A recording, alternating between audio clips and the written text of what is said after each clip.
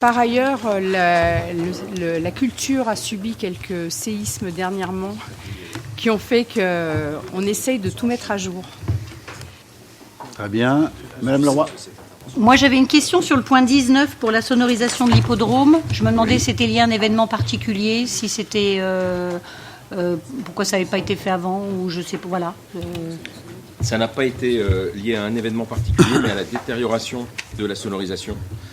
De surcroît, la Société des courses nous a remonté un problème, c'est que lorsque les courses s'enchaînent, les jockeys sont appelés, qui s'entraînent sur la piste arrière, et la sonorisation arrière était complètement HS. Donc il fallait, sinon ils n'entendaient pas qu'ils étaient appelés, ils loupaient la course. Et c'est le genre de projets qui sont à notre charge. Ah oui, vous savez, Mme Leroy, nous avons un hippodrome. Ce sont de grandes surfaces, ce sont de grands bâtiments, c'est beaucoup de box. Et ce ne sont que 14 réunions par an. Et seulement 3 courses premium. Donc, l'hippodrome coûte beaucoup à la ville. Voilà, est-ce qu'il y a d'autres questions? Pas d'autres questions? Je vous remercie. Ensuite, nous abordons la question de la taxe de séjour. Les conditions de perception et les tarifs, qui est-ce qui rapporte sur le sujet? C'est Claude-Emmanuel Duchemin. Oui, bonjour. Alors, je vais juste refaire un bref historique. La taxe de séjour, ça sert donc dans les communes touristiques. Ça permet d'aider au financement d'infrastructures qui sont liées au développement du tourisme. Donc, on fait payer les personnes qui viennent sur la commune une participation au développement touristique de la commune. Donc aujourd'hui, ce que l'on propose, c'est qu'on avait une taxe de séjour qui n'avait pas été modifiée depuis 2009. On a commencé un travail de fond avec l'Office du tourisme pour revoir la perception de cette taxe. Et la loi de finances 2015 a très profondément modifié la perception de la taxe de séjour. En particulier sur les exemptions qui existent. Ils ont simplifié les exemptions. Ils ont créé de nouvelles catégories. Il y a la catégorie Palace qui a été créée notamment. Et ils ont revu tous les tarifs de la taxe de séjour. Donc la commune souhaite, on est obligé de se mettre aux normes de la loi de finances 2015. Tout d'abord, et ensuite on a revu la tarification pour qu'elle soit en accord avec ce qui se passe dans des villes similaires qui ont un casino. Voilà. Si, en fait, les choses sont très très simples. La loi de finances 2015, elle permet aux collectivités qui connaissent des baisses de dotations, et les communes touristiques n'y échappent pas, d'augmenter la taxe de séjour pour essayer de compenser ces baisses de dotations. Alors vous avez tous suivi ce qui s'était passé à Paris avec les hôtels 5 étoiles, où le gouvernement a avancé, reculé, et finalement une solution a été trouvée. Mais de manière générale, il a souhaité permettre aux communes touristiques de revoir le montant des taxes de séjour, et c'est la raison pour laquelle la délibération vous est proposée ce soir. Est-ce qu'il y a des questions? Pas de questions particulières? Oui, Madame Franck. On vote pour une augmentation dès le 1er août. Oui. Comment est-ce que ça a été perçu par les hôteliers et les gens qui vont avoir à la payer? Alors on en a parlé avec les hôteliers puisqu'on a organisé une réunion avec eux. Et les hôteliers comprennent que l'on augmente la taxe de séjour. Ils le comprennent très bien, notamment pour l'année 2016. Pour l'année 2015, un certain nombre d'entre eux disent « mais on a des prix qui ont déjà été annoncés ». On a fait savoir que s'il y avait 2 gros problèmes, on pourrait en discuter avec eux. Donc les hôteliers vont regarder ce qui se passe et en fonction de difficultés spécifiques, imaginez un hôtelier qui aurait loué pendant 2 mois l'ensemble de ses équipements avec une taxe de séjour incluse, pourrait me causer quelques difficultés. Mais a priori, ce n'était pas insurmontable. Est-ce qu'il y a d'autres questions?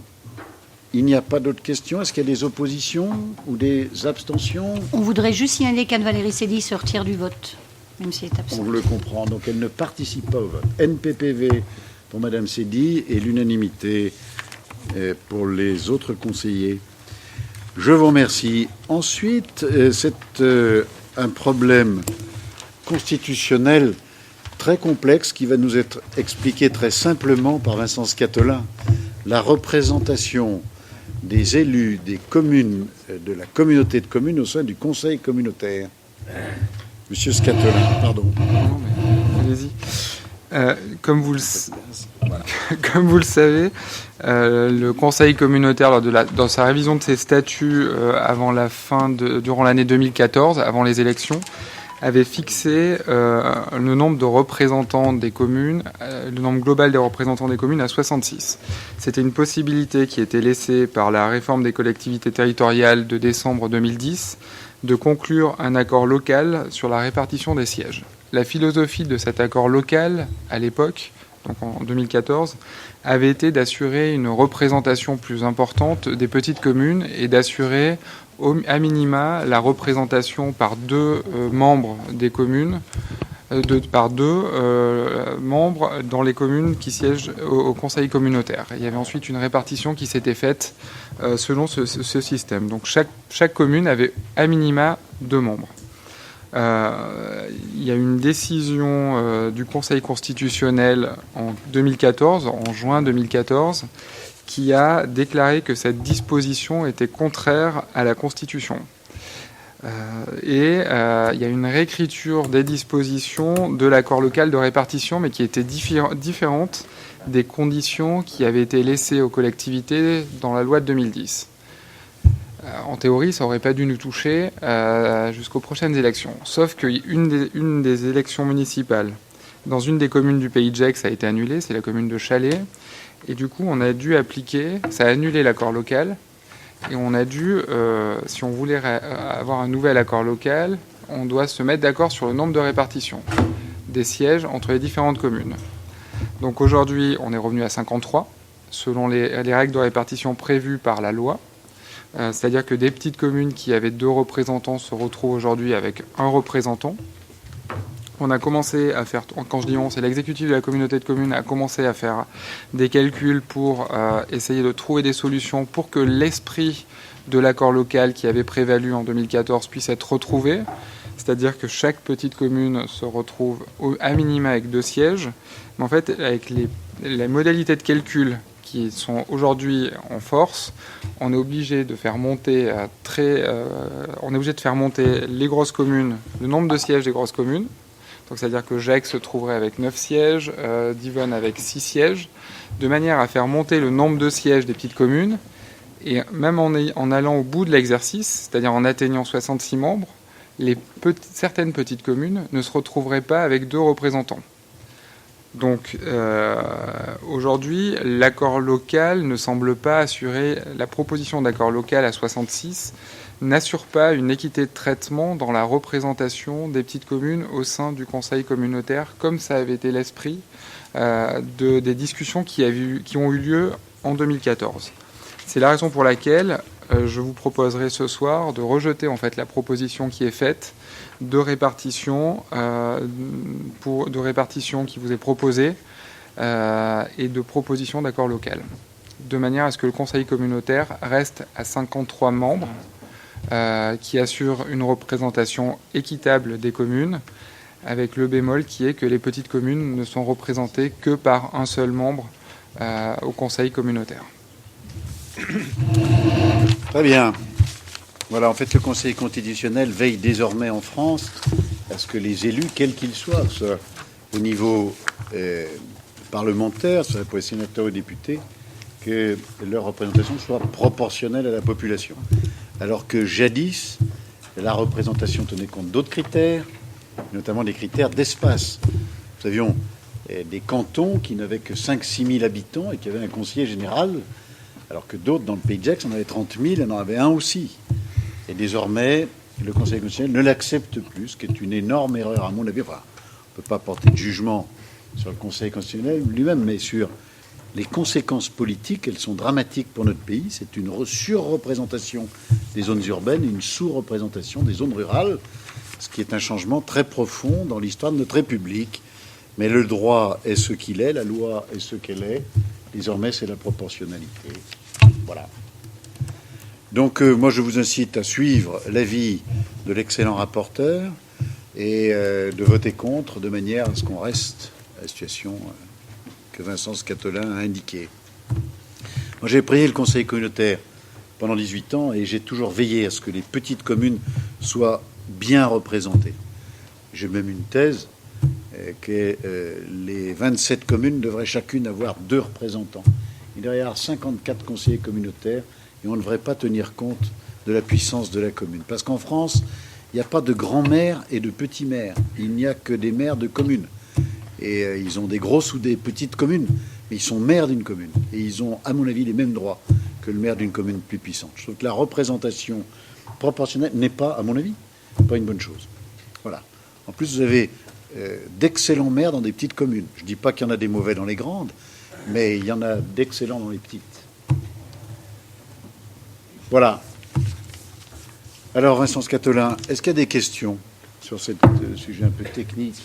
Pas de questions, pas d'opposition, pas d'abstention. Donc on est, pas de vote pour, pas de vote pour, c'est l'habitude, et pas d'abstention. Donc la délibération est rejetée. Je vous remercie. Le point suivant, il s'agit de la convention entre l'Office du tourisme, le montant de la subvention pour l'année 2010. Qui est-ce qui rapporte sur ce sujet?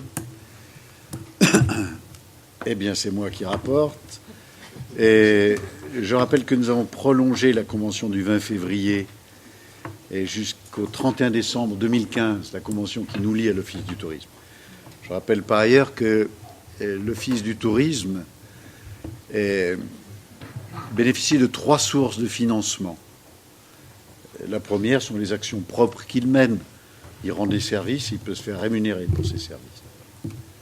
La deuxième source, c'est la taxe de séjour que nous percevons et que nous lui reversons. Et la troisième source, c'est une subvention que nous fixons tous les ans. Nous proposons, pour cette subvention qui, en 2014, était de 330 000 €, nous proposons de la ramener à 300 000 €. Je rappelle que nous avons appliqué à toutes les associations d'Yvonne, sans exception, des diminutions de participation du fait des diminutions des recettes de la commune. J'observe d'ailleurs que c'est le cas partout en France. Je lisais un article du journal Le Monde. Les associations vont supprimer 30 000 emplois du fait de ces diminutions de subventions. Mais cela étant dit, à Divonne-les-Bains, comme vous l'avez noté, vous avez voté tout à l'heure une délibération qui va permettre d'augmenter la taxe de séjour. C'est-à-dire que le budget de l'Office du tourisme va rester absolument constant. Ce qui perd sur la subvention, il les récupérera sur la taxe de séjour, les lois de finances de la République de 2015. Voilà, donc il vous est proposé de décider ce soir d'une subvention de 300 000 €. Est-ce qu'il y a des questions? Pas de questions, pas d'opposition, pas d'abstention. Je vous remercie. Point numéro 5, c'est la subvention pour les projets événementiels. Dans la convention qui nous lie à l'Office du tourisme, nous avons un paragraphe qui impose à l'Office du tourisme de porter des événements. Et ces événements, évidemment, aient une portée promotionnelle. Alors, il y en a 3 que vous connaissez. Le premier, il s'est déjà déroulé. Ce sont les grands rendez-vous de Divonne. Et cette année, qui nous ont permis d'accueillir notamment le professeur Cyrulnik, qui ont été un grand succès. Le coût est de 25 000 €. Et nous avons Gourmandive. Et Gourmandive est budgété à hauteur de 28 800 €. Il se déroulera le 10 octobre. Et puis nous avons bien sûr les fêtes de Noël à 19 130 €. Donc le total de ces manifestations est de 72 930 €. Et la commune participe par une subvention spécifique à hauteur de 40 000 € sur ces événements. Tout à l'heure, quand je parlais des sources de financement, je parlais des sources de financement courantes, hors budget affecté. L'Office du tourisme, il a 3 types de recettes. Et ces 3 types de recettes, ils permettent d'avoir un fonctionnement. Avec la fongibilité, c'est affecté à l'ensemble de ses actions.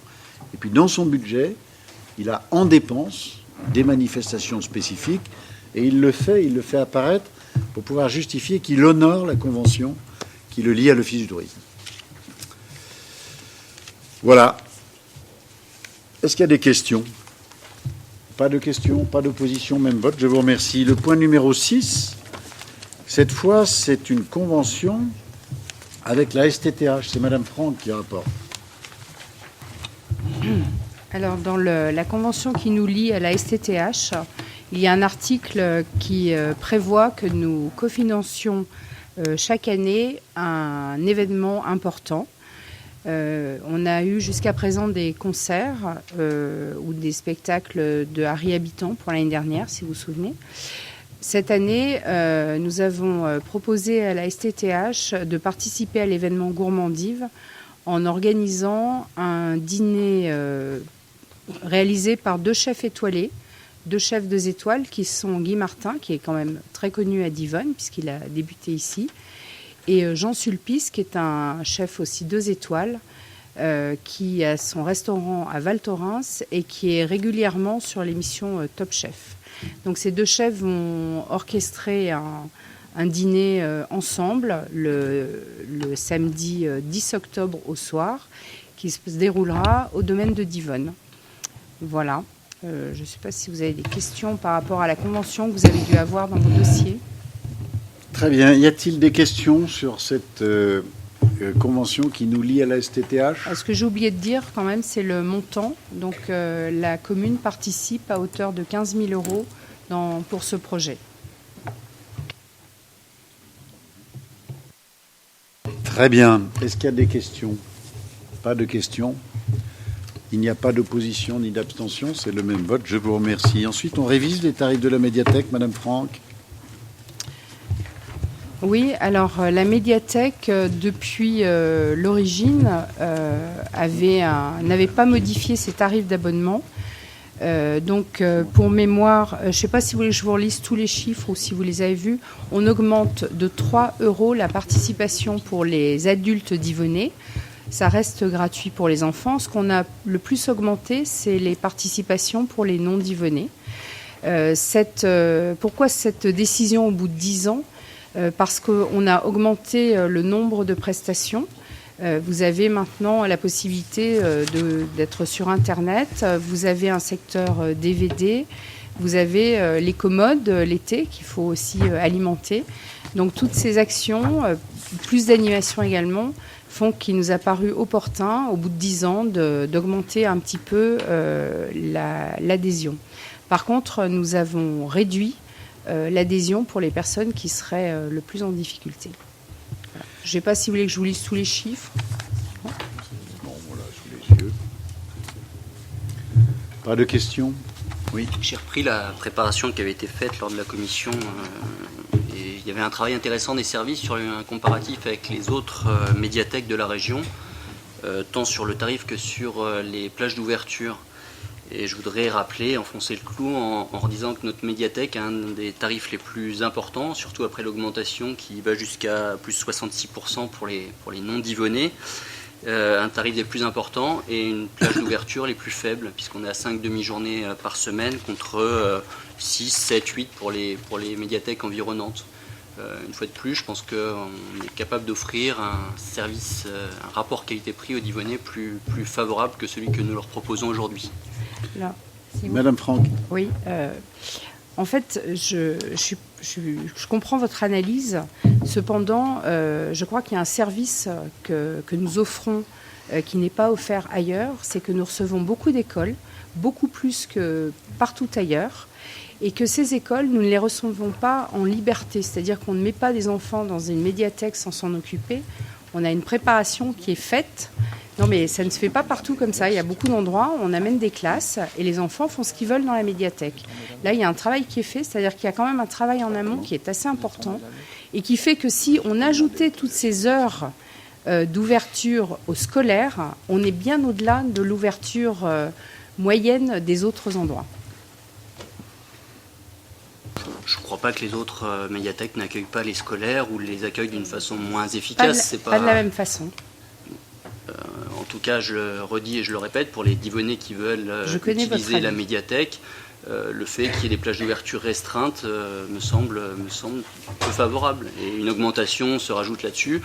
On est dans la même logique, on fait moins et on fait payer plus. Non, alors on fait plus, on ne fait pas moins, on fait plus, puisque comme je vous l'ai dit, au cours de ces 10 années, nous avons augmenté le nombre d'animations, nous avons ajouté un secteur DVD, donc c'est quand même des choses qui sont en plus, ça représente aussi des budgets. Par rapport aussi à l'augmentation, on augmente le nombre de prêts possibles. Ça veut dire que non, on ne diminue pas, on augmente bien un tas de choses. Alors certes, on a peut-être diminué le nombre d'ouvertures, mais c'est aussi pour permettre à une équipe de préparer et de recevoir du public dans de bonnes conditions. Mais je connais votre avis sur la question, on en a débattu déjà plusieurs fois. Très bien, pas d'autres questions? Est-ce qu'il y a des oppositions? Des abstentions? Une abstention. Je vous remercie. Ensuite, Madame Baud pour la cantine scolaire. Madame Baud va laisser la parole à Madame Rochard. Madame Rochard pour la cantine scolaire.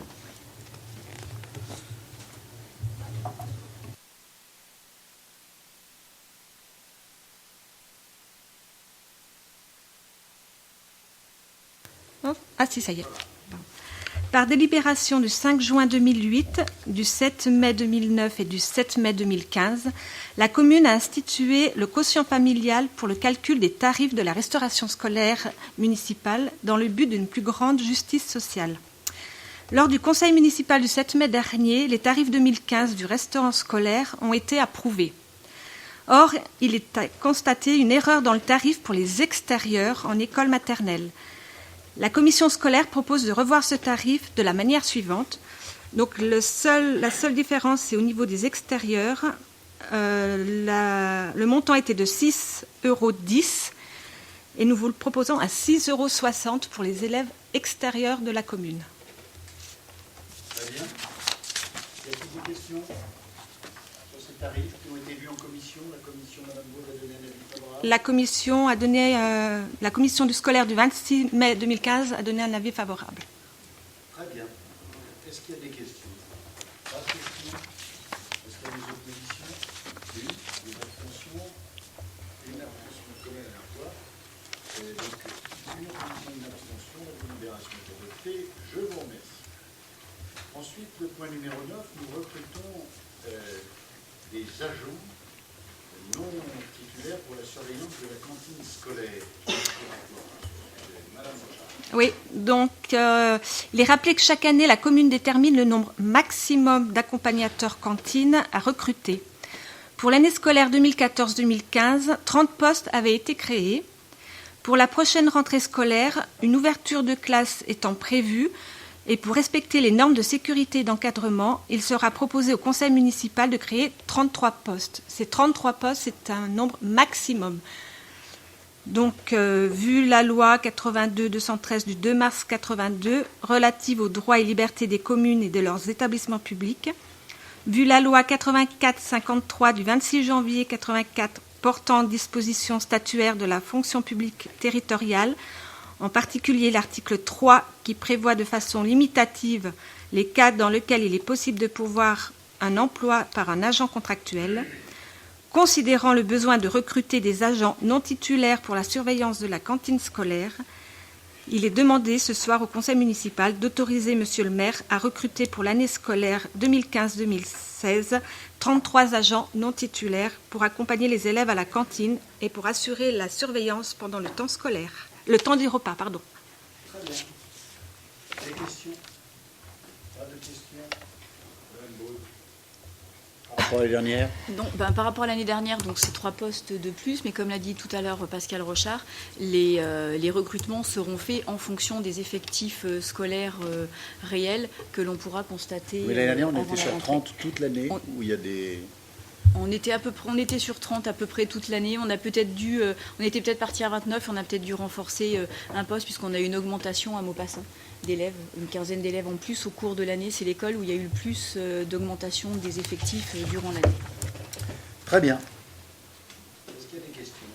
Non, juste pour repréciser aussi, comme l'a dit Pascal, nous avons eu l'accord donc, de l'Éducation nationale pour créer une classe supplémentaire à Guy de Maupassant. Donc il y aura 12 classes à la rentrée de Maupassant. Très bien. Pas d'opposition, pas d'abstention. Je vous remercie. Le point numéro 10, cette fois, sont les activités péréducatives. Voilà. Il est rappelé que dans le cadre de la mise en place des temps scolaires, les activités péréducatives doivent être organisées pour les enfants scolarisés en école maternelle et élémentaire un après-midi par semaine de 13h30 à 16h30, les mardis à Guide-Maupassant, les jeudis aux écoles du centre et les vendredis à Harbert. Ceci, c'était pour l'année 2015-2016. Pour l'année 2014-2015, 30 postes avaient été créés. Et afin d'organiser au mieux ces activités péréducatives et pour répondre au temps d'encadrement exigé par la réglementation, il convient de recruter 33 agents qui interviendront de 13h30 à 16h30, de 1 à 3 jours par semaine. Il est donc nécessaire de créer 33 emplois à temps non complet qui pourront être pourvus soit par accroissement du temps de travail d'un agent à temps non complet, soit par le recrutement d'un agent titulaire ou contractuel à temps non complet. Voilà. Merci. Est-ce qu'il y a des questions sur cette délibération, Madame? Non, c'est pas une question, c'est juste une précision. C'est qu'on ne peut que se féliciter d'avoir élaboré il y a déjà 2 ans maintenant un projet éducatif territorial, puisque grâce à cela, donc l'État nous redonnera pour l'année scolaire 2015-2016 donc 50 € par enfant au titre du fonds d'amorçage. Voilà, c'est juste une précision. Fait au total, ce qui fait environ 50 000 €. 50 000. Puisque nous avons sur une dépense de... ça, je serai en mesure de vous dire exactement combien la nouvelle application avec le décret Hamon nous aura coûté. Je pense qu'on doit être aux alentours de 300 000 €. Voilà, aux alentours de 300 000 €. Sans le fonds d'amorçage.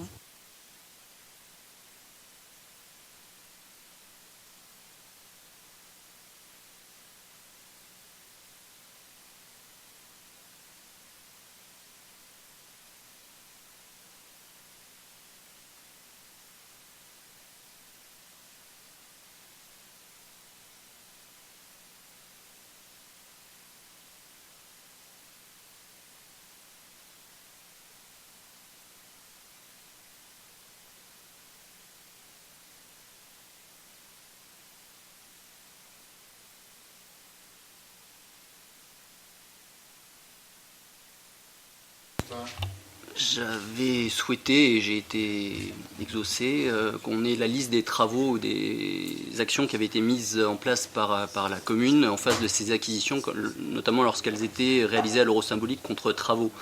Donc nous avons reçu, les membres de la commission, aujourd'hui une liste. C'est peut-être ça aurait été intéressant sans doute de la communiquer à l'ensemble des membres du conseil municipal. En tout cas, c'est un travail qui a été fait et qui nous éclaire aussi sur la réalité de ce qu'est ce bilan, puisque le bilan ne peut pas se comptabiliser qu'avec des acquisitions faites à l'euro symbolique, notamment lorsqu'il y a des contreparties. À gauche, à droite. Très concrètement, ce bilan, c'est la synthèse de l'ensemble des délibérations qui ont été prises par ce même conseil municipal sur chacune des sessions. C'est vrai que la synthèse qui a été réalisée par les services donne un éclairage plus rapide sur les compensations que la commune peut donner quand elle prend du terrain, notamment pour élargir des trottoirs. Donc on le communiquera à l'ensemble du conseil municipal pour information. Très bien. D'autres questions?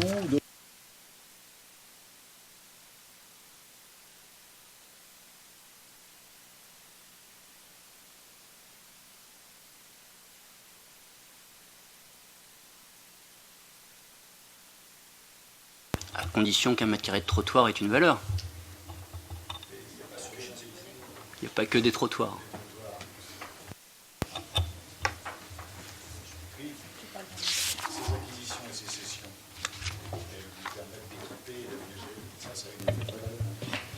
Non, simplement une simple observation. Une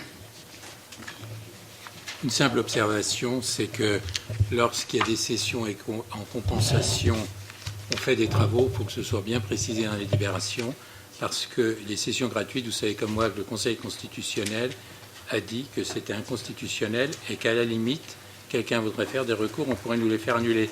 Quand c'est des cessions gratuites, on ne devrait pas faire comme ça, il devrait y avoir une donation de terrain. L'euro symbolique. Non, il faut quand même... même l'euro symbolique, je vous donnerai, j'ai une documentation là-dessus, vous verrez, on la regardera ensemble. Alors, bon, Ça devient de plus en plus contesté parce que l'Europe estime que la puissance publique fait pression sur le vendeur et que c'est contraire au traité de l'Union et à la Convention de sauvegarde qui protège la propriété. il faut qu'il y ait une compensation. Voilà, exactement. Et s'il n'y a pas de compensation, ben, la solution, c'est de le faire sous forme de donation. Ça ne changera rien du tout pour la commune. Hein.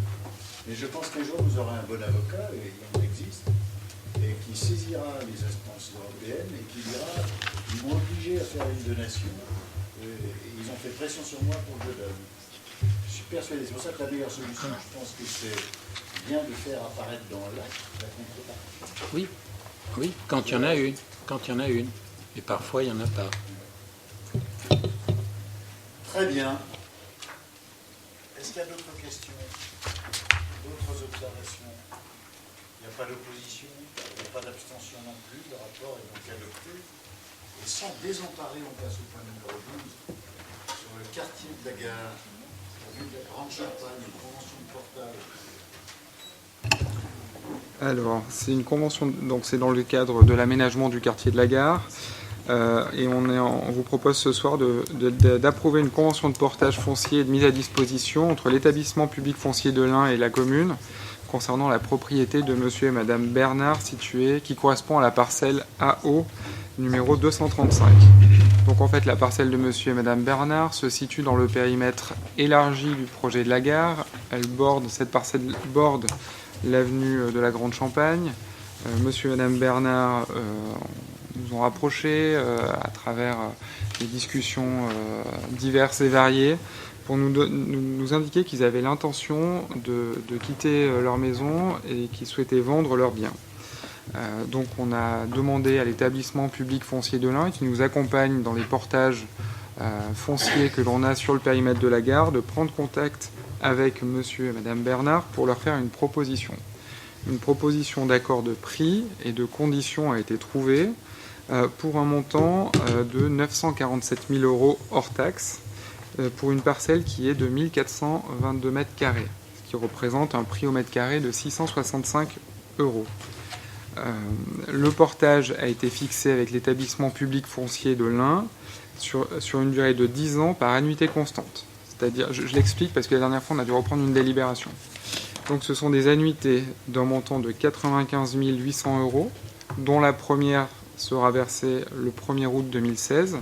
Et à cette annuité s'ajoute le frais de portage de l'EPF qui est de 1,5%, dont le premier montant sera de 14 370 euros et qui sera dégressif ensuite jusqu'au 1er août 2025, date de la fin du portage, étant donné que le frais de portage est indexé sur le montant restant dû. La commune du coup s'engage à rembourser par annuité constante le capital et on a également validé une convention qui permettra à monsieur et madame Bernard de rester dans leurs biens, je crois, une année maximum à titre gratuit, comme cela avait été le cas avec les autres propriétaires pour lesquels nous avons convenu d'un accord par le biais de l'EPF sur le secteur de la gare. Très bien, merci. Est-ce qu'il y a des questions sur cette délibération? Maître Laurent. Ce n'est pas vraiment une question, mais simplement je voudrais rappeler qu'en commission, on avait voté contre simplement parce que on était un certain nombre à dire que on n'aurait jamais dû élargir le périmètre de l'emprise foncière de la gare parce que ça va nous amener à travers de l'EPF à réaliser pas mal d'acquisitions. Ça coûte quand même à la commune parce qu'on amortit à raison de 10% par an. Et si les choses ne se passent pas comme on le souhaite, c'est-à-dire que si le projet part mal ou s'il ne se commercialise pas, on aura quand même payé des sommes importantes. Voilà la raison pour laquelle on était en commission plutôt contre. C'est pas contre l'idée de se porter caution, c'est plus contre. D'ailleurs, on avait voté quand il y avait l'élargissement du périmètre, on n'était pas d'accord non plus. Donc, on est conforme à ce qu'on avait dit à l'époque où il avait été décidé d'élargir le périmètre. Voilà, simple observation et ce qui explique pourquoi, en tout cas en ce qui me concerne, je ne sais pas les autres, mais on ne peut pas voter pour. C'est la question de l'opportunité. On en parle régulièrement dans le cadre de la commission. Et c'est vrai que il ne faut pas oublier qu'aujourd'hui, une partie des parcelles qui font l'objet d'un portage avec l'établissement public foncier de l'Ain vont être aussi reprises rapidement par l'aménageur que la commune aura désigné une fois qu'elle aura, je pense, en début d'année prochaine, une fois que le cahier des charges aura été élaboré, discuté en commission et ensuite présenté au conseil municipal. On a imaginé un calendrier à la rentrée. Donc c'est vrai que peut-être pas forcément directement le portage concernant la propriété de M. Bernard sera repris par l'aménageur, mais on peut imaginer que le portage relatif à la propriété de M. et Mme Grima, qui a fait l'objet d'une délibération qui est déjà passée dans ce conseil, puisse être directement repris par l'aménageur. Donc c'est-à-dire que le portage, la collectivité l'aura assumé pour une année. Je n'ai plus la date en tête du portage de Grima, mais elle l'aura assumé pour une année. Après, très clairement, le jour où le conseil municipal a décidé de mettre un périmètre de sursis à statuer sur le périmètre élargi de la gare, la conséquence derrière de la mise en place de ce périmètre, qui est au titre de l'article L110 du Code de l'urbanisme, la conséquence était que derrière, on ait une politique d'acquisition foncière active et qu'on puisse, autant que faire se peut, et dès qu'il y avait des projets, pouvoir faire des acquisitions. Parce qu'on se retrouve très concrètement avec des propriétaires qui ont signé des contrats avec des promoteurs et qui ont une entente avec des promoteurs, qui déposent un permis. Le permis, dans le cadre du L110, on peut y opposer un sursis à statuer. Et du coup, les propriétaires disent, nous, on n'a pas de vision temporelle sur la réalisation du projet, donc on ne sait pas à quel moment le permis pourra être délivré, ce qui nous pose un problème parce que nous, si le permis n'est pas délivré, purgé de recours, le promoteur ne s'engage pas à nous verser la somme qui nous permettrait de partir et d'aller au bout de notre projet, parce que souvent, quand un propriétaire vend une maison, c'est qu'il a un projet, soit de rejoindre ses enfants dans le sud de la France, soit un projet de vie qui est différent. Donc c'est très clairement, derrière, ces propriétaires se retournent aussi vers la collectivité, et c'est pour ça qu'on a passé un contrat avec l'établissement public foncier pour qu'ils aient des crédits affectés sur l'opération de la gare à Divonne et qu'ils puissent répondre à ces cas-là. Parce que c'est le cas de M. Bernard correspond aussi à ce cas-là. Donc c'est la raison pour laquelle, oui, on a des portages qui sont importants sur ce secteur, mais je pense que c'est des portages qui sont des portages relativement courts. Je pense qu'on en fera la démonstration dans le cours de l'année 2016. Et l'EPF est vraiment un outil à destination des collectivités qui leur permet, à moindre frais, de pouvoir faire de la réserve foncière et mener des opérations d'aménagement, dans notre cas d'aménagement de centre-ville, de restructuration urbaine d'importance.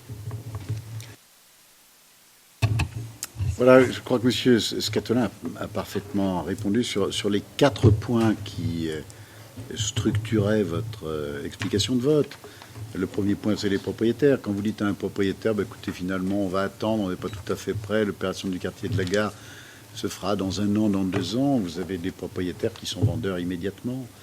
Et la commune, avec le PF, répond à leur demande. Le deuxième argument qui me paraît important, c'est l'argument de l'aménagement. Et vous dites, mais pourquoi est-ce que vous sortez de l'immédiat périmètre du quartier de la gare? Et tout ce qui est voie de communication, par exemple, et sur la Grande Champagne, ça exige ces acquisitions foncières. Et je pense que le projet sera beaucoup plus cohérent si on s'assure une maîtrise sur cette partie de l'espace entre la Grande Champagne et la gare. Puis le troisième argument, c'est l'argument de la cohérence. Et vous avez aujourd'hui le risque de voir se construire ici, si on n'acquiert pas, des immeubles qui ne seront peut-être pas cohérents avec ce que nous allons faire sur le quartier de la gare. Vous pouvez avoir des problèmes de hauteur, vous pouvez avoir des problèmes de prospects. Je trouve que ça serait prendre un risque de diminuer la qualité de ce que nous allons faire sur le quartier de la gare. Je suis absolument convaincu. Et le quatrième sujet, c'est le risque financier. On a souvent eu au sein du conseil municipal cette question. Moi, dans le Pays de Gex, je ne connais pas une seule commune qui se soit mordu les doigts un jour ou l'autre d'avoir fait des acquisitions foncières. Je crois que j'en connais pas une seule. Alors, il y a des fleurons. Quand nous avons acheté au bord du lac Là où aujourd'hui, Dom Global veut implanter un hôtel, je crois qu'on a acheté ça à 800 000 francs à l'époque, ou quelque chose comme ça. Et aujourd'hui, on en vend le tiers, 2,8 millions. Bon, c'est des opérations assez exceptionnelles à l'époque. Et puis c'était sur une liquidation. Hein, donc voilà, et les temps ont sans doute changé, vous avez raison. Mais il n'empêche que je ne connais pas de commune qui ait fait des acquisitions foncières et qui la dise, oulala, je ne l'ai jamais entendu. Alors, c'est pas parce que ça s'est jamais fait que ça ne peut pas arriver demain. Il pourrait y avoir un effondrement du marché sur le pensée.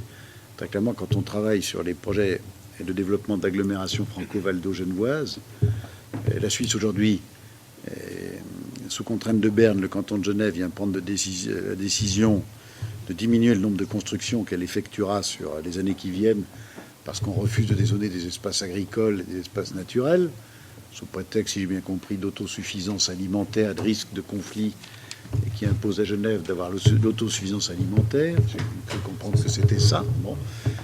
Donc très clairement, la pression, je ne la vois pas diminuer maintenant. Voilà, les prix peut-être, mais le risque, moi, alors très clairement, je n'y crois pas une seconde. Mais si ça se produisait, ce serait véritablement une catastrophe, et pour les collectivités locales, et pour les frontaliers. Nous sommes d'accord. Monsieur Augustin, vous vouliez rajouter quelque chose ? Oui, un point important qui a été également débattu en commission. Vous parliez de l'accès stratégique, le fait de créer des voies de communication. Cette acquisition au travers de l'EPF n'est pas dans ce cadre stratégique. Et on avait souligné l'intérêt au moins de l'une des deux autres portages, et probablement d'ailleurs du deuxième, puisqu'il sera accroché à un autre tellement. Là, on est dans simplement une acquisition pour occuper le terrain, dirais-je, ce qui n'était pas le cas des deux autres portages. Une fois de plus, je leur dis, mais vous l'avez répété, même si on parle de portage par l'EPF, c'est bien un engagement de la commune sur ces montants-là, ça correspond bien à de l'endettement. Nous sommes d'accord.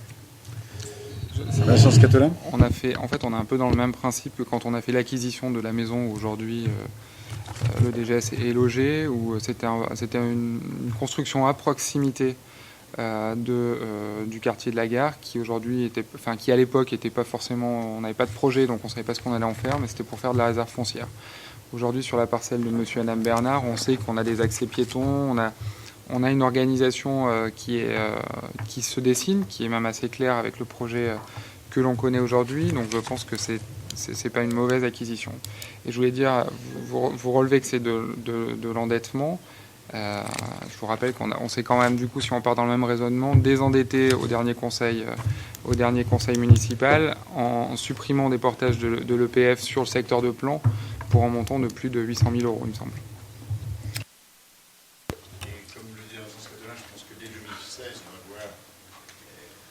Pas un désengagement massif, mais on peut imaginer un désengagement partiel significatif, disons. C'est le but.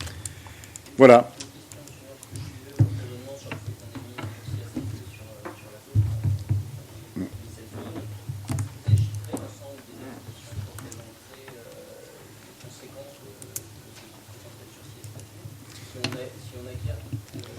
Si on devait acquérir la totalité ? Oui. Vincent Scatolin ? On a fait la simulation, on pourra vous la présenter en commission. Il y a une simulation qui part d'un principe que tout le monde veut vendre demain. Et après, on a une simulation très graduelle, où on a aussi une approche un peu sensible avec les différents propriétaires qu'on a pu rencontrer, avec lesquels on a pu avoir des contacts, et qui, eux, nous disent, nous, on veut rester. Donc, on a une approche à 5 ans et à 10 ans. Et aussi, on a une approche où les propriétaires disent, nous, on ne veut pas vendre à une collectivité, on voudra vendre un jour à un promoteur qui viendra sur le secteur.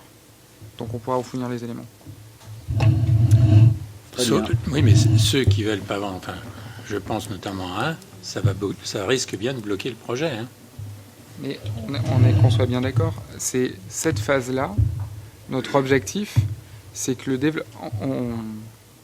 Aujourd'hui, c'est des secteurs qui sont constructibles en zone UAJ, je crois, de mémoire.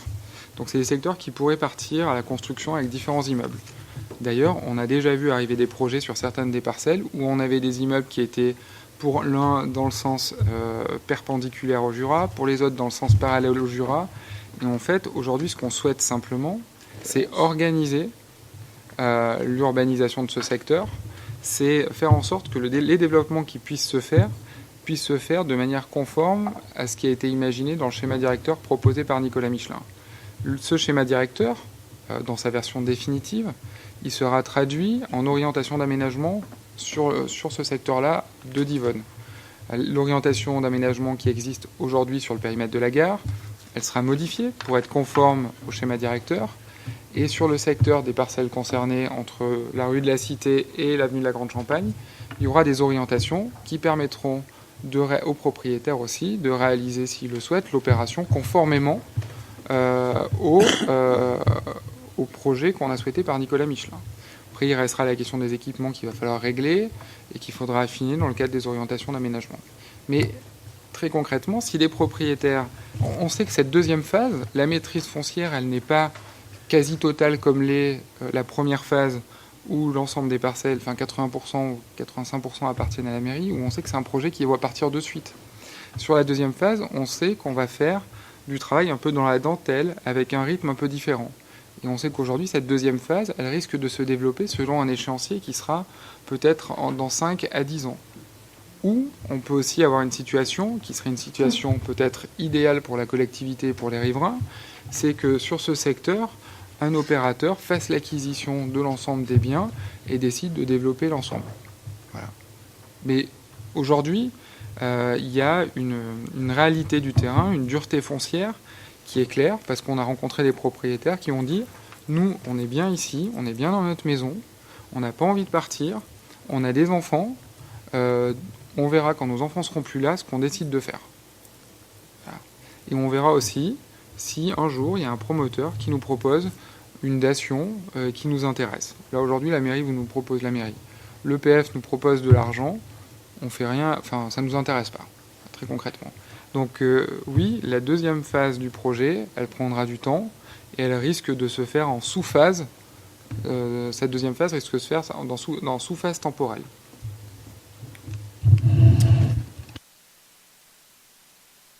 Une question technique. On a revoté des délibérations de portage par manque de tableau d'amortissement. On n'a pas de tableau d'amortissement, c'est normal? Le tableau d'amortissement n'est pas joint. Il est joint. Je crois pas, moi je l'avais dans mon dossier. Vous ne l'aviez pas? Et il n'est pas joint à la note de synthèse? Il est visé dans le projet de délibération comme pièce annexe. D'accord. On a revoté des délibérations avec les tableaux présents dans la délibération. C'est pour ça que je pose... Ouais. Mais je pense que, fort de ça, les vérifications ont dû être faites pour qu'on n'ait pas à revoter. Voilà. Entre le texte de la délibération, entre le texte de la délibération, des choses qui précisent qu'on a la convention jointe et puis la convention à consulter. On n'a pas tout à fait la même information de l'autre côté. C'est dommage qu'on a revoté. Non, mais j'espère qu'on n'aura pas à revoter. Pardon, mais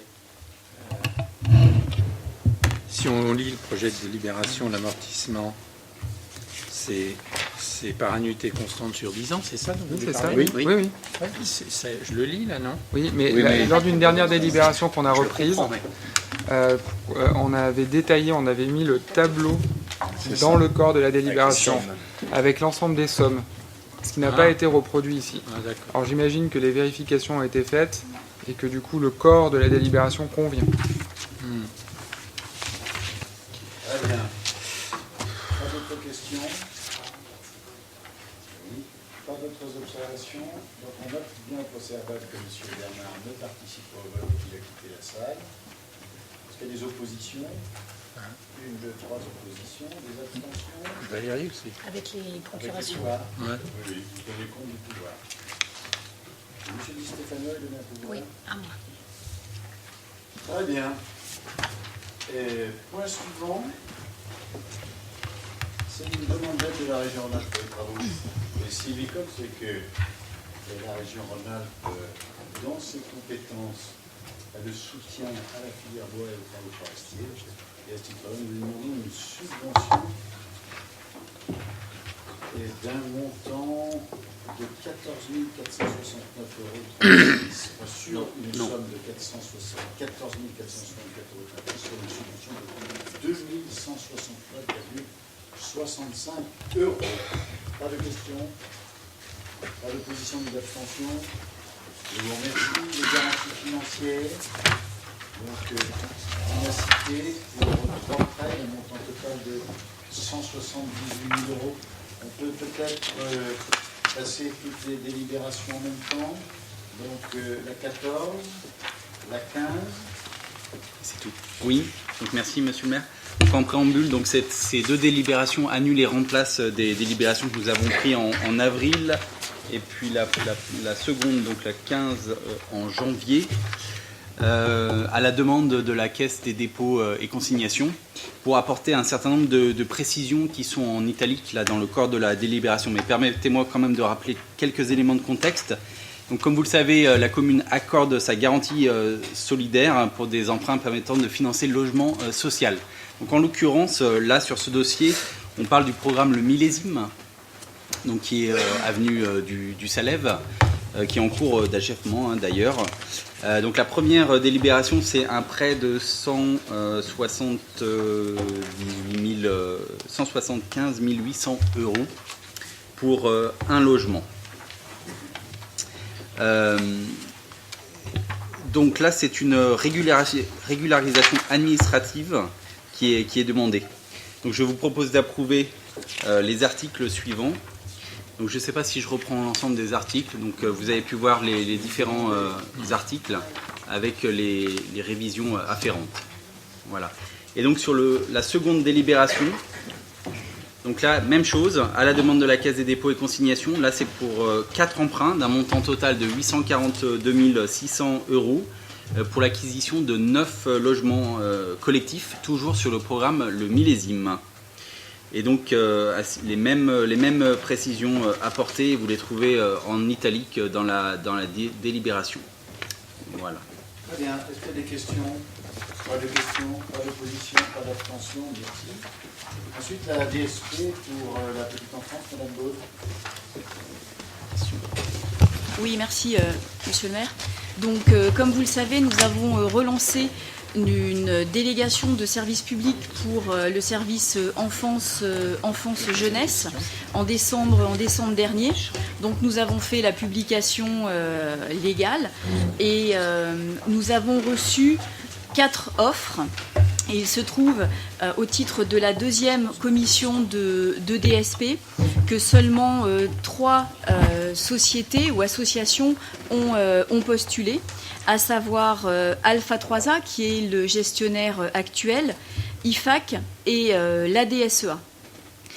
Comme le prévoit l'article 14.11 du Code général des collectivités territoriales, donc Monsieur le maire a invité les 3 candidats le 28 mai dernier pour une négociation et pour des entretiens pour avoir des précisions, sachant que tous les candidats ont eu les mêmes questions, à savoir des précisions sur la démarche pédagogique, l'encadrement, le nombre et le salaire du personnel, la mise en place du service navette, le mode de calcul sur la contribution financière communale, le mode de gestion envisagé pour la cantine et quelques précisions concernant le temps périscolaire.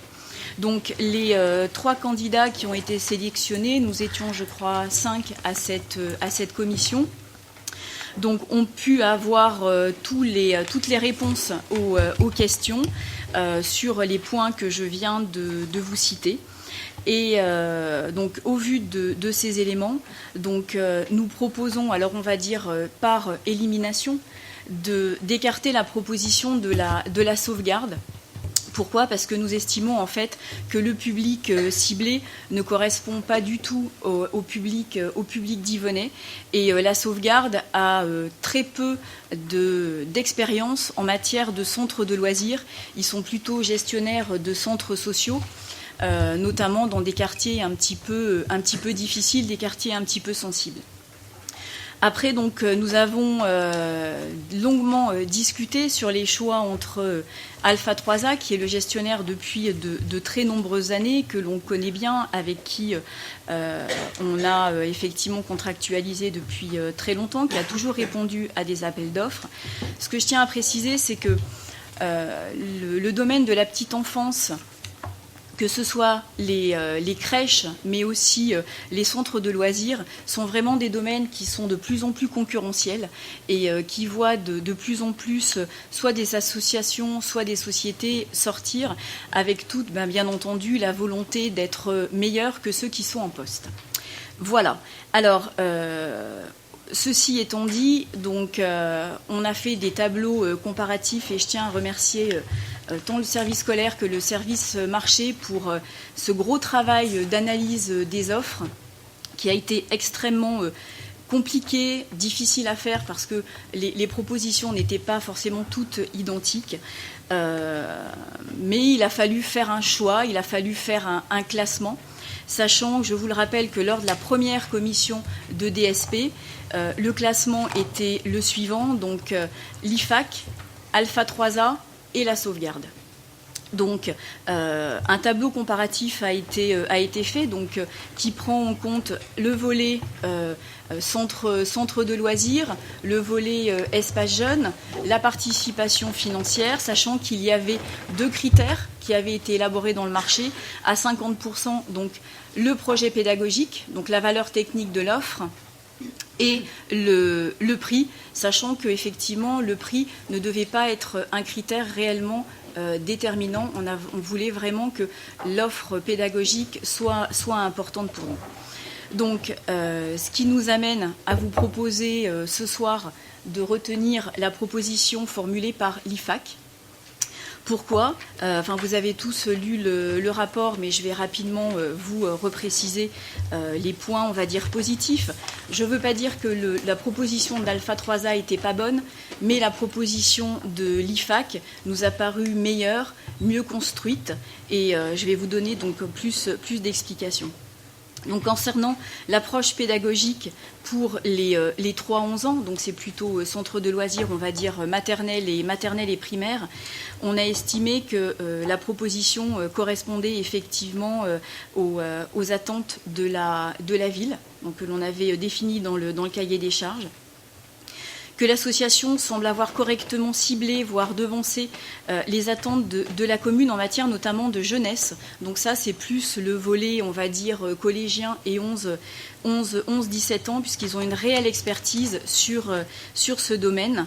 Même si l'IFAC n'a pas d'expérience dans la gestion et dans l'animation de conseil municipal des jeunes, comme nous avons, nous estimons qu'en tant que professionnels de l'animation, en tant que professionnels de l'enfance, ils arriveront de toute façon à trouver toutes les ressources parce qu'il s'agit avant tout là de l'élaboration de projets, du suivi et bien sûr de l'animation de groupes de jeunes qui requiert, pour l'avoir vécu notamment avec Pascal Rochard, une formation et des aptitudes. Ce n'est pas Isabelle Leroy qui, je crois, me contredira sur ce point-là. Ensuite, concernant le fonctionnement, donc on a estimé que les contraintes familiales locales étaient bien appréhendées et que l'IFAC a vraiment montré un réel désir donc d'assouplir les délais d'inscription, de mettre en place aussi des facilités au niveau de l'annulation, parce que ça aussi, ça a été souvent relevé, donc une certaine rigidité, comme nous l'avons modifié l'année dernière dans notre règlement sur la cantine, et l'étude surveillée qui avait été un sujet de discussion lors du comité de pilotage. Donc une étude surveillée sera mise en place sous certaines conditions, et ça, l'IFAC en était bien conscient. Ensuite, un point extrêmement positif qui nous est apparu, c'est la réelle volonté de l'IFAC de travailler avec tous les acteurs éducatifs locaux, qu'il s'agisse de la mairie, des associations et bien entendu de la commune, puisqu'il y a une réelle dynamique de collaboration qui est proposée entre l'IFAC et la commune, où vraiment on est vraiment sur une dynamique vraiment de la ville. Tout ça ne veut pas dire que la proposition d'Alpha 3A n'était pas bonne, loin de là, mais il a fallu faire des choix. Il a fallu faire des choix dans l'intérêt général, dans l'intérêt des enfants, dans l'intérêt de la collectivité. Donc je ne vous cache pas que si vous l'acceptez ce soir, donc c'est effectivement une réelle page qui se tourne, puisque l'association Alpha 3A a toujours accompagné la commune. Malheureusement, dans tout marché, entre guillemets, j'allais dire, dans toute compétition, il y a des bons, mais il y a des meilleurs. Donc on a estimé que l'IFAC a été meilleur, et donc c'est pour cette raison que je vous proposerai de retenir l'IFAC. Donc pour le marché de délégation de services publics qui rentrerait en application au 15 août 2015 jusqu'au 31 décembre 2019. Très bien, des questions? Moi, j'ai plusieurs remarques. La première, ça concerne donc dans la délibération, il y a marqué « vu l'avis de la commission scolaire du mois de mai ». On n'en a pas du tout parlé en commission scolaire, ce qui fait que le 26 mai, ça n'a pas été à l'ordre du jour. C'est à l'ordre du jour de celle de la semaine prochaine. Ce qui fait que je suis un petit peu contrariée d'avoir à accepter un choix soit de l'IFAC, soit d'Alpha 3A, parce qu'en fait, on n'a pas eu accès au tableau. Alors en fait, ça n'a pas à passer en commission scolaire. En fait, la semaine prochaine, on vous présentera le nouveau prestataire, puisqu'il sera validé ce soir. Mais c'est une commission spéciale, une délégation. Donc c'est juste que dans le projet de délibération, où il y a marqué « vu l'avis de la commission scolaire », il faut le retirer, puisque ça n'a pas été mis en commission scolaire. Moi, j'aurais besoin d'avoir des précisions quand même sur le fait que l'IFAC va intervenir à partir du 15 août, c'est-à-dire en plein milieu des congés scolaires, donc en plein milieu des activités du centre de loisirs des vacances d'été. Ça veut dire que du vendredi au lundi, les enfants changent d'animateur, changent d'activité, changent d'encadrement. En fait, si vous voulez, dans les délégations de services, c'est comme dans les marchés, il y a la continuité du service et la continuité des contrats de travail. Donc tous les agents en poste changeront en fait d'employeur, pour bien sûr ceux qui l'acceptent, aux mêmes conditions salariales, aux mêmes conditions de contrat. Donc effectivement, il faudra être très réactif, puisque dans 6 semaines, il y aura peut-être un changement de gestionnaire. Parce que donc sur les congés scolaires, donc les projets sont faits. Je veux dire, chaque thématique du centre de loisirs a lieu à la semaine. Ça veut dire que la semaine du 16 août, l'IFAC arrive avec.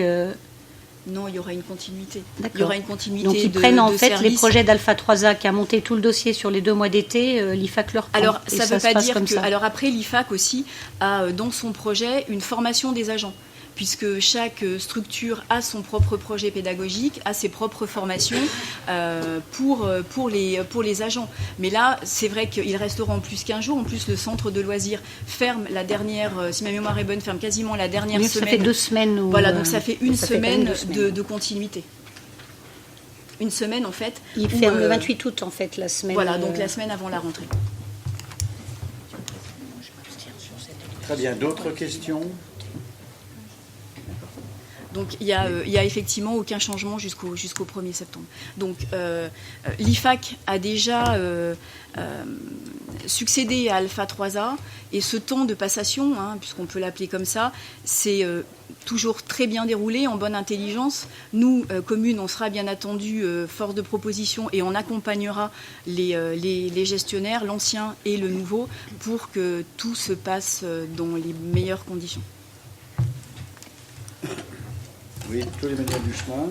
Oui, je voulais juste abonder sur ce que Véronique Baud a dit, ayant participé à cette commission. Le temps que l'on a passé avec les différentes personnes qui faisaient les propositions a été très intéressant, et c'est vrai que on voyait très bien l'IFAC sortir du lot sur sa volonté, en particulier de travailler vraiment avec la commune et avec tous les autres acteurs.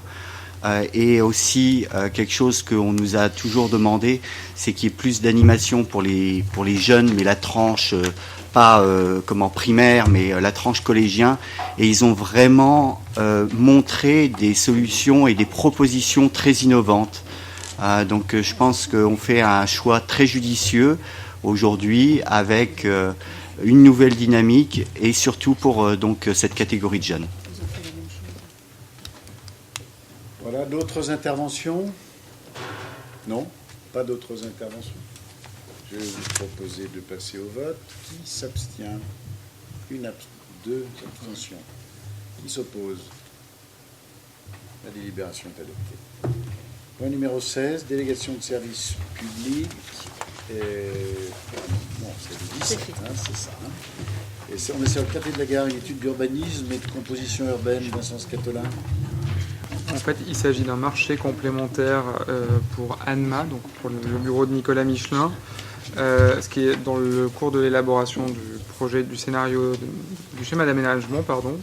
Il a fallu confronter et faire travailler ensemble le bureau ANMA avec le groupement Lindea Légacité pour la mise en place, l'actualisation du plan masse au regard des programmations, la question de l'intégration des plans du rez-de-chaussée avec la programmation commerciale, la question du stationnement.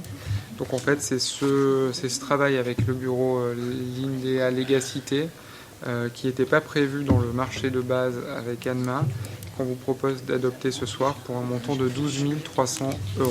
Très bien, des questions? Pas de questions? Des oppositions? On en avait parlé en commission. Oui, la commission avait donné pour ce dossier-là un avis favorable. Monsieur Augustin?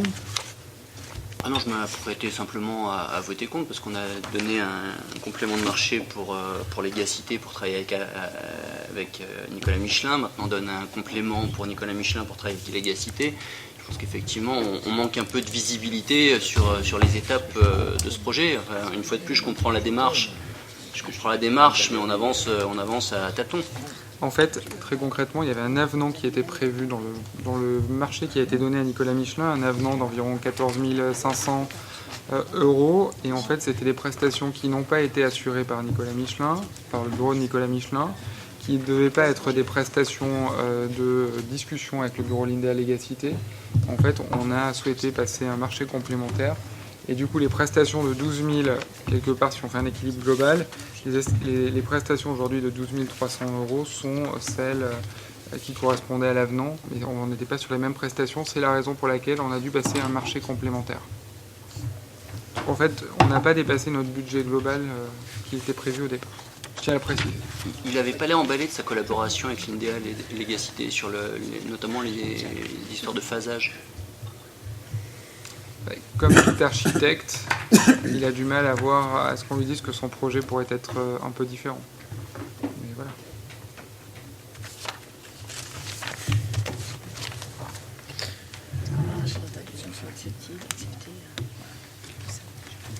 Moi, je vote contre. Oui. Alors attendez. Voilà, est-ce qu'il y a d'autres questions d'abord? Non, pas d'autres questions. Alors qui s'abstient? Une abstention. Qui s'oppose? Deux oppositions avec les pouvoirs. Donc opposition de M. Augustin et de Mme Laurent. Ensuite, nous sommes sur le marché de vidéoprotection. C'est un avenant. Tout à fait. Serge Bayet. Tout à fait, merci Monsieur le maire. Nous avons complété le dispositif existant par l'acquisition de 9 caméras. Il était prévu qu'elles soient placées sur 3 sites, la rue des Voirons, à Plan et à Villars. Malheureusement, sur le site de Villars, nous avons rencontré un problème technique d'installation, de raccordement à la fibre optique, si bien qu'il était techniquement impossible de fixer les caméras. Et sur les conseils et la recommandation de la police municipale, elle a souhaité renforcer le dispositif sur le centre-ville, au carrefour de la Grande Rue et de l'avenue du Mont-Blanc. C'est la raison pour laquelle, en déplaçant et en installant ces caméras, nous avons cet avenant de 2 127,89 € pour l'installation des caméras. Au vu de ce qui s'est récemment passé au centre-ville, je pense qu'elles sont tout à fait bien indiquées à cet endroit. Écoutez, moi je ne suis pas un grand spécialiste des questions de sécurité, mais je ne crois pas qu'il soit très utile d'écrire dans le journal là où les caméras vont être installées et surtout là où elles ne marchent pas. Donc on va être elliptique un peu dans la délibération. Est-ce qu'il y a des questions? Il n'y a pas de questions particulières? Ça coûte plus cher d'installer des caméras à un endroit plutôt qu'à un autre? Comment? Parce que là, c'est un déplacement de caméras. On travaille avec la police municipale, mais en général, on ne l'écrit pas dans le journal où on les met. Non, mais elles étaient prévues à un endroit, on les déplace à un autre endroit, et donc on paye 3 000 € de plus. Oui, parce qu'il y a des aménagements qui se font, l'électronique, l'électricité. Là, c'est plus près, a priori, même si on ne sait pas où c'est exactement.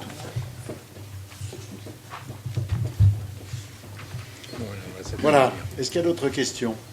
Pas d'autres questions? Est-ce qu'il y a des oppositions? Des abstentions? Oui. Une, deux, trois oppositions. Vous vous opposez? Non, je m'abstiens. Les oppositions. Il faut aller moins vite, monsieur le maire, s'il vous plaît. Parce qu'on arrive Une plus à voter. opposition. Une opposition et Abstention. 2 abstentions. Très bien. Voilà, donc la délibération est adoptée. Ensuite, on crée une voie verte. Tout à fait, monsieur le maire, et c'est une voie qui rallie Grilly à la commune de Divonne-les-Bains. C'est un beau projet qui était en latence depuis quelques années, et puis à la faveur de l'élection du conseil municipal de Grilly, qui s'est tout à fait intéressé au projet, qu'on a pu réaccélérer et remettre. Donc pour ce qui concerne la ville de Divonne-les-Bains, c'est 1,5 km de voies vertes piétonnes et cyclables qui sera installée. Le coût global de ce projet est estimé à 134 900 €, et la ventilation de ce coût sera répartie en fonction de la proportion sur le territoire de chaque commune, ce qui équivaut à 34 800 € pour la commune de Divonne-les-Bains et 100 100 € pour celle de Grilly. Très bien. Des questions? Moi, j'ai une remarque. Est-ce qu'on a prévu des aménagements particuliers pour la traversée de la route de Grilly? Parce qu'une pas voie- que enfin, je sache pour l'instant. Non, pas pour l'instant. D'accord, parce que bon, c'est quand même une route qui est très passante, qui est à 70 dans une belle descente, donc pas très sécuritaire pour une voie verte. Et on n'a pas envisagé plutôt que de reprendre le tracé de la voie ferrée, de descendre plus au sud pour reprendre plutôt du côté des étangs ou des choses comme ça. Ça n'a pas été étudié. On suit la voie de chemin de fer. La voie de chemin de fer. On Et s'appuie si sur le cette train voie. revient, on mettra les vélos sur le train. voilà sur le train. On a un peu de temps pour y réfléchir. Mais bon, la traversée de la route de Grilly, je pense que ça nécessitera peut-être des aménagements particuliers qui, au niveau du budget, seront peut-être un peu conséquents. On regardera ça. Faire un tunnel. Un tunnel, ouais. Un pont. Des coussins berlinois, c'est à la mode. Puis ça fait de l'eau de crosse en plus. Voilà. Est-ce qu'il y a d'autres questions? Pas d'autres questions? Pas de c'est fini. ni d'abstention, je vous remercie. Ensuite, nous allons parler de location, d'évacuation et de traitement des ailes. Alors, choix du prestataire. Tout à fait, oui. C'est la société Excofier qui a été retenue pour un marché à commande d'un montant maximum de 60 000 €. Pour information, sur l'année 2014, le coût pour la commune, le coût réel était de 35 000 € pour la location de ces bennes et l'évacuation de ces déchets industriels banals.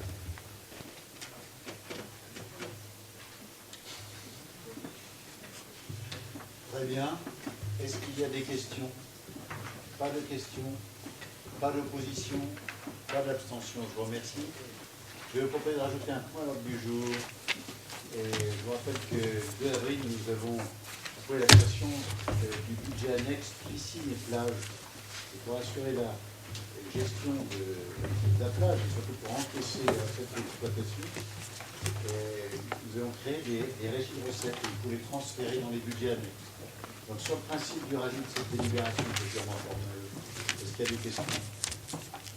Questions? Personne ne s'oppose à ce qu'on rajoute cette délibération. À l'unanimité, nous sommes d'accord. Et sur la délibération elle-même, pas d'opposition ni d'abstention. Je vous remercie. Voilà. Écoutez, ce soir, nous avons une séquence émotion, puisque Mme Franck et sa famille quittent Divonne-les-Bains pour aller habiter dans une autre région d'Europe, dans les îles. Je ne comprends pas d'ailleurs qu'on puisse quitter Divonne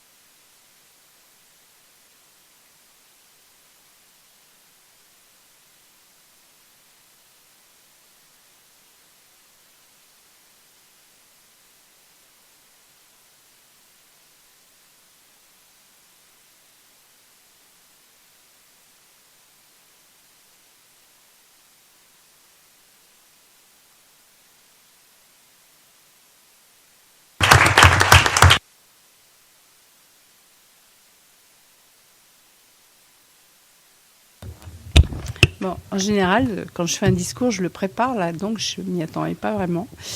Je vous remercie déjà, monsieur le maire, de ce que vous venez de dire. Sans faille, ça, je crois que c'est vrai. Je me suis beaucoup donnée parce que j'aime énormément la culture, peut-être plus que la politique, du reste. Soyez honnête. Mais voilà, j'ai passé cette année extrêmement intéressante, enrichissante. Moi, j'ai énormément appris parce que je n'étais pas issue des métiers de la culture. Mais j'ai appris énormément de choses et j'ai bien l'intention de continuer à m'intéresser de près à tout ce qui est culturel. Et je reviendrai certainement à Divonne, d'ailleurs probablement pour Gourmandive déjà, parce que la gastronomie étant mon autre péché mignon, on va dire. J'ai bien l'intention de revenir. En tout cas, j'ai vraiment rencontré des gens super, autant dans les services que parmi les élus. Je n'ai pas toujours été d'accord avec vous, mais ça, tout le monde le sait. Mais j'ai quand même beaucoup apprécié de travailler avec vous. Voilà. Et avec vous tous. Merci.